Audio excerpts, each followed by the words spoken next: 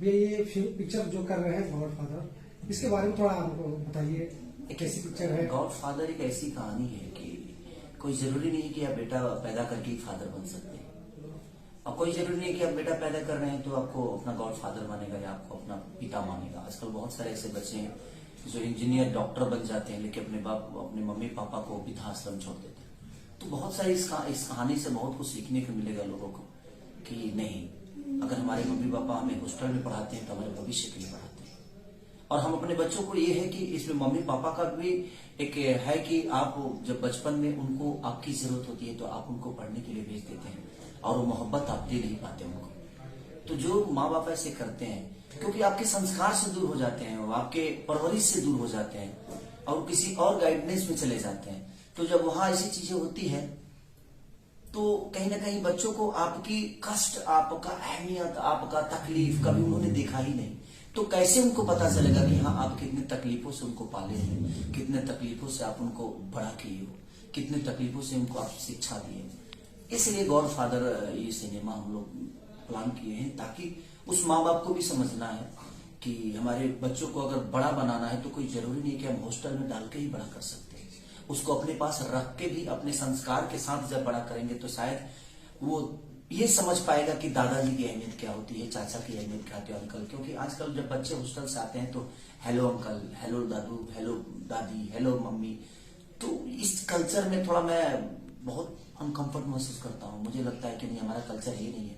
हमारा कल्चर है दादाजी प्रणाम, और पैर छू के हम प्रणाम करते हैं। और मैं चाहता हूँ कि इस कहानी से लोगों को ये मैसेज जरूर मिले।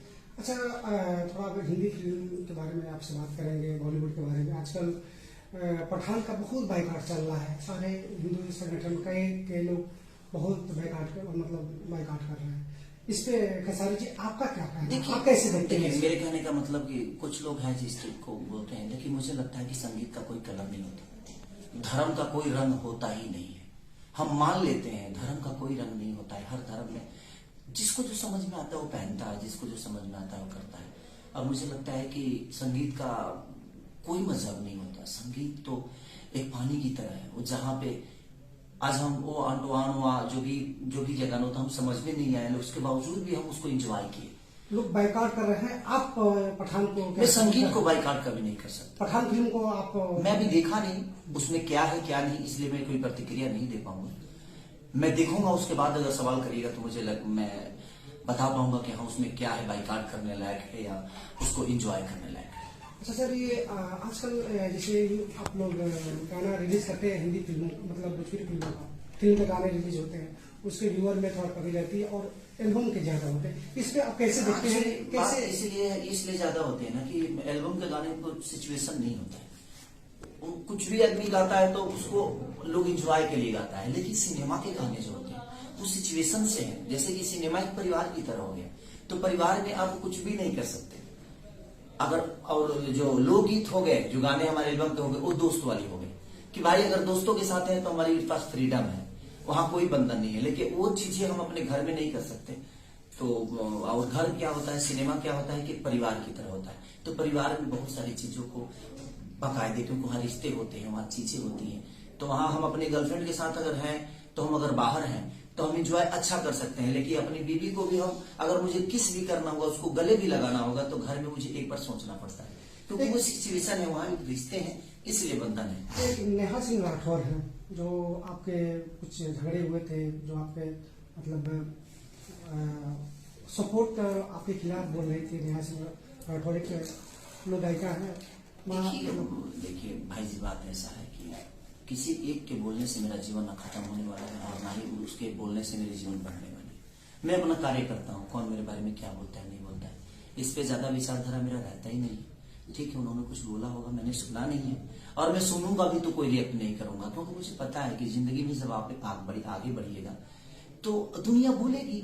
सबके नजर में आप सही नहीं हो सकते। आप अपने परिवार की नजर में मम्मी के लिए अच्छे होते हैं तो बीवी के लिए बुरे हो जाते हैं, भाइयों के लिए अच्छे होते हैं तो कभी भतीजों के लिए बुरा हो जाते हैं। तो जब आपके परिवार में ही कई सारे नेचर के लोग हैं तो ये तो समाज है। इस समाज में किसी को मैं समझ में आता हूँ, जिसको समझ में आता हूँ कभी मेरा बुराई नहीं करता और ना ही मेरा बुराई करेगा, वो मुझे प्यार ही करता है। लेकिन जिसके समझ में मैं नहीं आता हूँ, दूर की सुनी हुई चीज को लेकर अगर कोई रिएक्ट करता है तो ये तो उसका अपना मानसिकता है जो मेरे बारे में क्या सोचता है। भोजपुरी इंडस्ट्री में बहुत अशार है, सब अपने आप को नंबर बोलते हैं और आपस में बुराई करते हैं, लोग आपस में ही बुराई होती रहती है। इस पे क्या देखते हैं? देखिए मैं देखिए सबसे बड़ी की नंबर 1 की लड़ाई कभी होता ही नहीं है। मुझे लगता है बेहतर की लड़ाई होनी चाहिए। और मैं जब भी लड़ा हूं, किसी ने कुछ बोला था कि यहीं से चीजें शुरू होती है, यहीं से खत्म होती है, मैंने ये किया, मैंने वो किया, उस प्रतिक्रिया पर मैंने उनको जवाब दिया था। ऐसा नहीं कि मैं अपने आप को नंबर 1 बनाया था, वो नंबर 1 बताने की वाली बात ही नहीं थी मेरी। मैंने किसी का जवाब दिया था कि भाई आपने नहीं किया है। उससे पहले भी भोजपुरी थी, भोजपुरी को आपने पैदा नहीं किया, भोजपुरी को पैदा ना हमने किया ना आपने किया। हम तो भोजपुरी से 2 रोटी खा रहे हैं और भोजपुरी को बड़ा करने की मेरा मानसिकता ये रहता है कि हम बेहतर के लिए लड़ाई लड़ें। आपने क्या किया, मैंने क्या किया, ये दुनिया को बताने की जरूरत नहीं है। आपने जो किया वो भी दुनिया को पता है, मैंने जो किया वो भी दुनिया को पता है, और जो करने वाले लोग हैं वो जो करेंगे वो भी दुनिया को पता होगी। तो हमें इस विषय पे बात ही नहीं करने की मैंने क्या किया, मैंने क्या किया। हमें इस विषय पे बात करना है कि हम इतना बेहतर करें ताकि जिस तरह साउथ को आज पूरी दुनिया प्यार कर रही है, उस तरह हमारी भाषा को भी दुनिया प्यार करे। तो हम सबको मिलके उस विचारधारा पे सोचना चाहिए कि हमें भोजपुरी में और बेहतर क्या करना है। अभी कुछ नहीं, अभी हम लोग क्या है, अभी तो बहुत कुछ करना है। हमारी सफर अभी खत्म नहीं हुई है, हमारा सफर अभी जारी है। और इस सफर को मैं इतना छोटा नहीं बनाऊंगा कि मैं बस सीमित हो गया, अब इसके आगे मैं कुछ नहीं कर सकता। नहीं, अभी तो मैं 0 से स्टार्ट किया हूं, अभी तो शुरुआत है मेरी। अभी लास्टिंग कहाँ होगी इसके बारे में काम करना है।